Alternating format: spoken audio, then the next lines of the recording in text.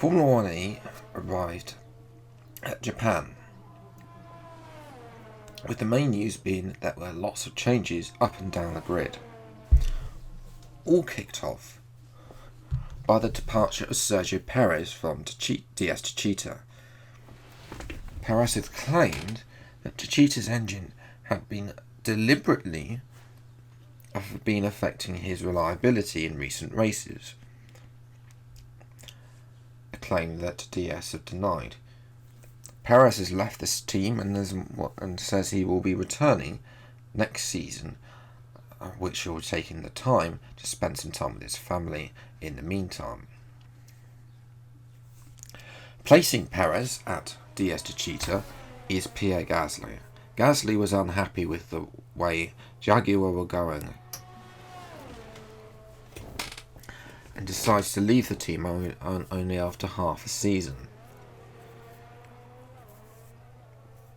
DS have been trying for some time to get a French driver in the team as well, in order so that they have that perfect balance between them and Techeetah.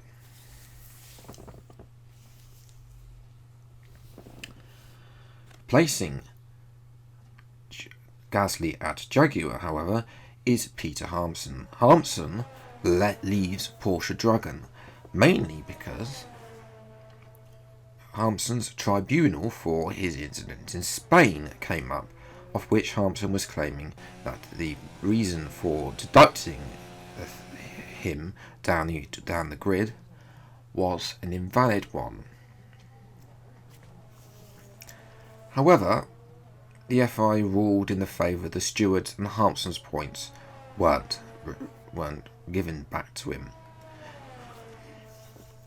Further to point out that Harmsen decided to leave Porsche Dragon because they didn't actually turn up to the tribunal at all to support him, something that Harmsen thought was bad manners.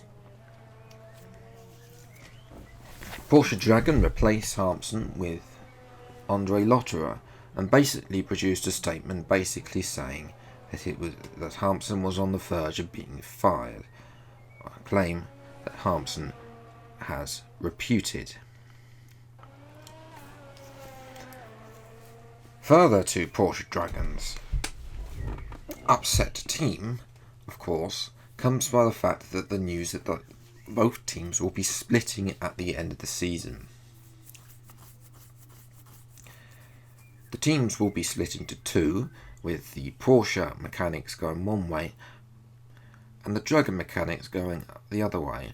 Whether either will stay in Formula 1-E or leave is not yet known, but it is likely that both will likely seek other parties' involvement in order to carry the cash and the progress up the grid.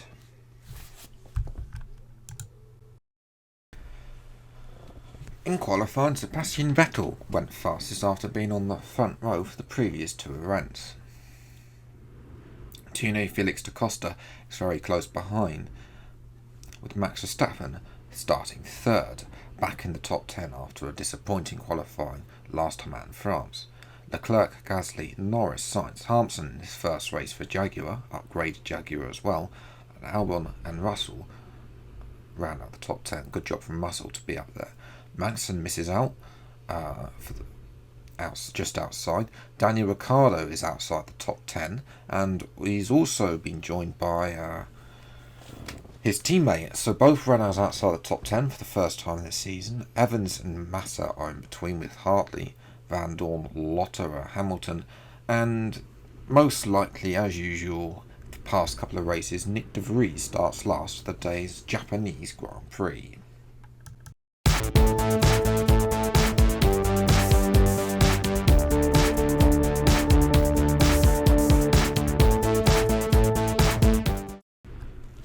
Hello everyone and welcome back to another video of the F1-E mod episode number 9 for the Japanese Grand Prix. Yes, apologies. Well, I keep saying apologising for the delay, but I can't really help it. I mean, my job has to come first. But there is some news on that front, which of course will be coming in a channel update on Monday. So, or if I can manage it on Sunday. Tomorrow, I will be analysing tomorrow in a video tomorrow. The gameplay for Monaco and the AlphaTauri car and all the new cars, because there's not quite so. I've got to do some comparisons on them. Okay, here we go. I know what you can do. Don't let me down. So yes, here anyway. Back to today's video, and we're here in Japan. New team as well. Left the Porsche Dragon team. I mean, there were lots of arguments there. Too much. That's another video. But we're in the Jaguar team. They seem to have some good pace. They've got a new upgrade. They bought their final upgrade of the season. Race strategy is a one-stop, but I think that's going to be soft to hards and not soft to mediums, knowing what the tyre. Where we do not want to repeat what happened in Spain, where we failed to finish for the. I'm still bemused at how we managed not to make it. Nobody else did, but then again, there are no AI punches on this game. We've got a lot of fuel on board, lights out, and away we go, and it's a better start than McLaren. It's one of the best starts I've had on this game. We've got taken Sainz into turn one, although Norris squeezes out. There's been contact with us behind by the looks of it. There's 3 wide going behind us. I think Magnussen may have hit us, but no. Okay. Yes, Albon's getting the thing, and of course it's a little bit juicy as we look at the front. Now Max Verstappen is coming up against Pierre Gasly, his former teammate. In actual fact, also Antonio Felix da Costa is now slipped behind Gasly, as we're coming under pressure from Alex Albon. The 2 McLarens are getting feisty now, with da Costa doing his usual business and falling right down the order. He's already behind Charles Leclerc as Vettel stretches his legs at the front. Nice to see Vettel there. He needs the points after disappointing the last couple of the races. Moved to lap 3 now. You see there, this is the battle for second place now between Gasly and Verstappen, former teammates from last season now. Gasly's now in a competitive car, well, semi-competitive really, as we watch Sainz now go a beautiful move by the Spaniard through 130. We're going to get the job done as well at this into the chicane where, not the chicane, the late braking area where Prost and Senna crashed in 1989. And unfortunately, Kevin Magnussen, well, he had that 3 wide. I'm not sure if he did make contact either with us or at 3 wide, but he's going very slowly. He's lost quite a bit of his front wing. Well, Andre Lotterer, first race for the Porsche Dragon, and he goes out. And Magnussen does survive and comes into the pits. I think it is for a front wing change. It won't be for tyre. Well, obviously they'll change the tyres, but it won't be because of a puncture, because there are no punctures in this game, which is a pain. As we're coming to the end of lap 5 now, we're going to come into the pits. We're going to move on to some medium tyres. The tyre wear hasn't been as heavy as I first thought. I thought we might have to make an earlier stop onto the hards, but we haven't. So we're going to come in at the end of lap 5 and move. Might be because the Jaguar's a little bit light on its tyres, and 2.9 second stop, that's pretty much what they're managing at Porsche Jaguar, so we'll take that as we come out ahead of the Williams of George Russell, who was actually just behind us anyway. So yes, jumping ahead, lap 6, this is Sebastian Vettel. Has been assassination number 2 for Stoffel Van Dorn. Vettel was leading the Grand Prix, so that's such a shame, because he needs to really prove something that he can do it, or he will obviously end up departing the team. We saw Max Verstappen there with Stoffel Van Dorn, and well, Verstappen and Van Dorn, and there's Hamilton as well. So Hamilton's just sort of tried to go around the outside of the McLaren, didn't they? Both of them survived, but that brought out the safety car, and with Vettel out, Gasly leads, and I don't know what's happened.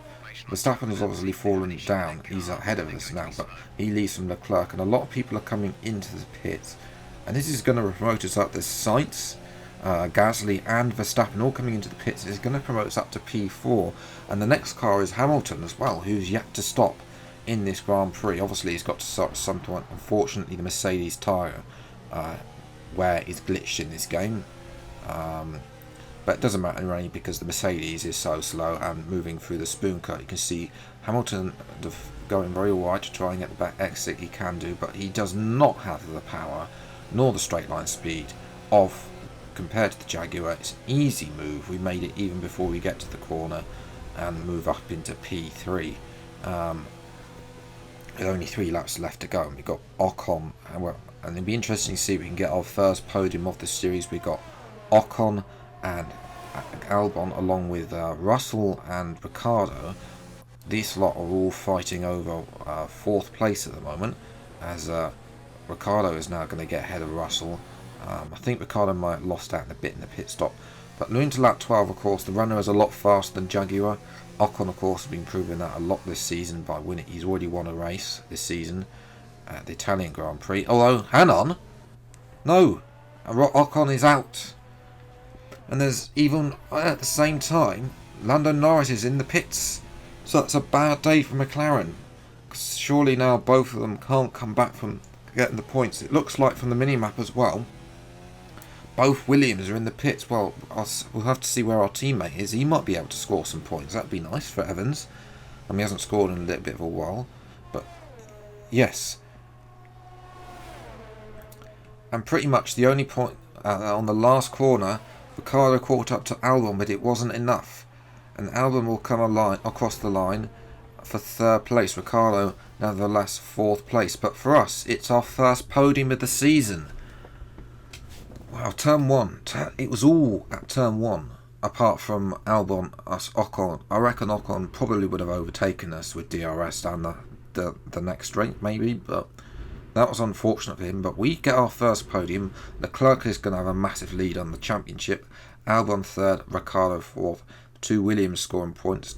Unfortunately, our teammate didn't get the thing. It was very close in the end, with Van Dorn getting points as well for Mercedes. So, fortunately, Evans missed out by 400th of a second. That's very close. Max Verstappen as well. The 2 McLarens, they'll have to debrief what happened, because surely they could have got a double podium out of today's race. But with Verstappen down, Gasly down as well, Vettel as well will be deeply disappointed that this Ferrari gave up on him, considering the fact he was running away at the top of the championship, at the top of the race, excuse me. So yes, Leclerc now has a very big margin, 51 points. That's over now Max Verstappen. Vettel will with 3 points from 2 races is now 3rd, with Ocon still 4th ahead of Perez. Albon is a big winner. He moves up to 6th place, and I of course make some ground up as well. Ricciardo as well. We are the big winners in this.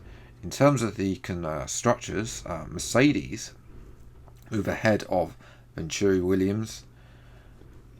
Excuse me, that's incorrect. Mercedes and Venturi Williams should be the other way around, actually.